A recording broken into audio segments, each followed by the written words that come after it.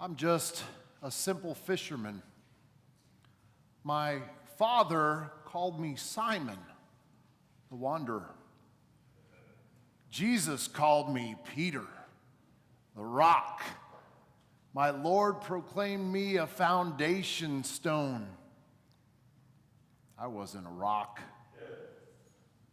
A house built on a foundation such as this would crumble in even the slightest breeze of spring.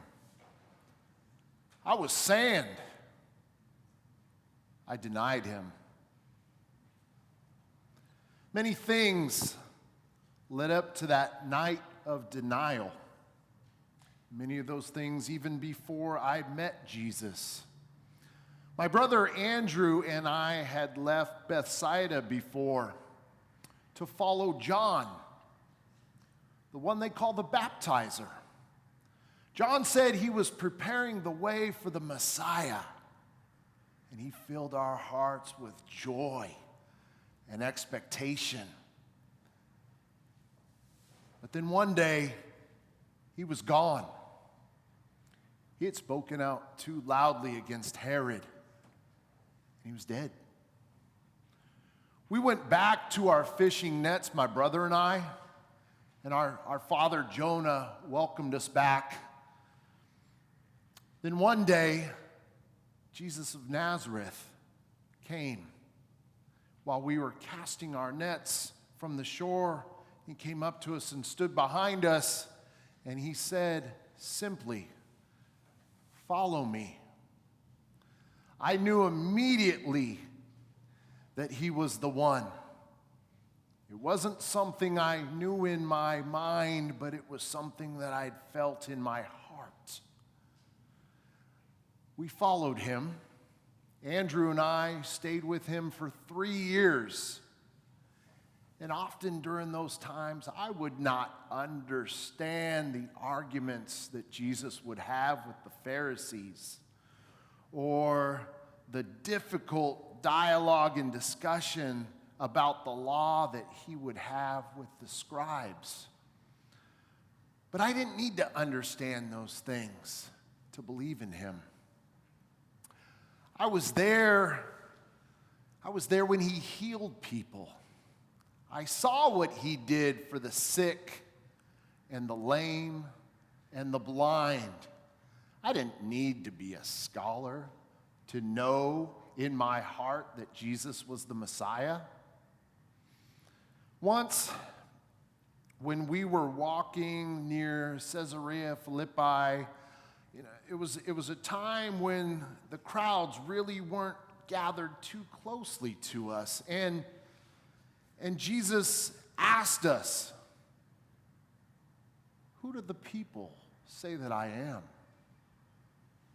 One of us said Elijah, another said Jeremiah, and still one said, the people think that John the Baptist has returned. Jesus thought for a moment, then he stopped, and he turned to us and asked, "Who do you say that I am?" He was looking directly at me. I told him what was in my heart, and I said, "You are the Christ, the Son of God." That's when he blessed me and called me Peter. My heart was filled with great joy again, but this time it was much, much different than before. Then he began talking about how he needed to die, and I said, "No, Lord, this cannot be." And suddenly Jesus was angry with me. He said that I was the bearer of temptation. He said that I was working against God, and I was so confused. I guess I said the wrong thing then. I've said the wrong thing many times. I would open my mouth and the words would just come tumbling out. They would seem so right when I said things, but sound so wrong when I remembered them. I often wish I could forget what I remembered. And I wish I could remember what I've forgotten. Jesus said so many things that I didn't understand. None of us really understood until afterwards. Then we tried to remember exactly what Jesus had said. And some of those things are hard to remember. And some of those things are hard to forget. I will not forget. I can never forget that last night.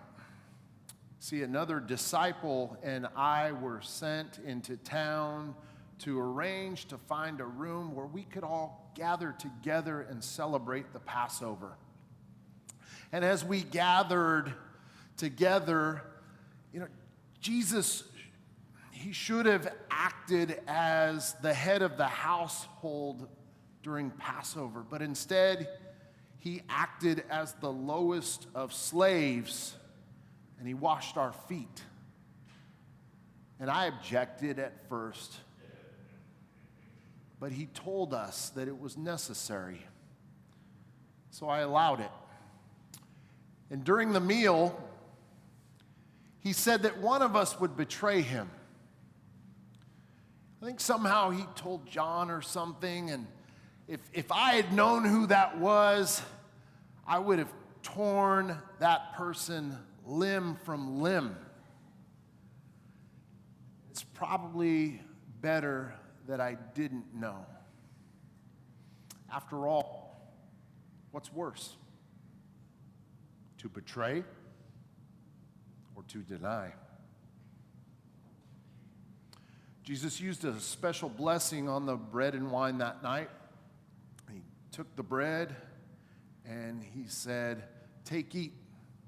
This is my body." And as he blessed the cup of wine, he said, "This is my blood of the new covenant, which is shed for many." We didn't understand that night. The understanding came later, much, much later. But Jesus knew, and Jesus knew what was to come. He knew who would betray him, and he knew who would deny him. He said that each of us would fall away from him that night. I boasted that I would follow him to the gate of death. Then his eyes had that look again that he would get when I said something wrong. He answered me by saying that I would deny him 3 times before the rooster crowed. Had I denied him once, that would be no less than me denying him 3 times. In the garden where he prayed, I fought for him. But in the courtyard of the high priest, I denied him. The 3rd time I denied him, I even swore an oath that I didn't even know him. And as soon as those words left my mouth, the rooster crowed, welcoming the rising sun. Jesus was right. I denied him 3 times before the rooster crowed, and that crowing was like a knife through my heart. My world fell apart. I wasn't there for the rest of it.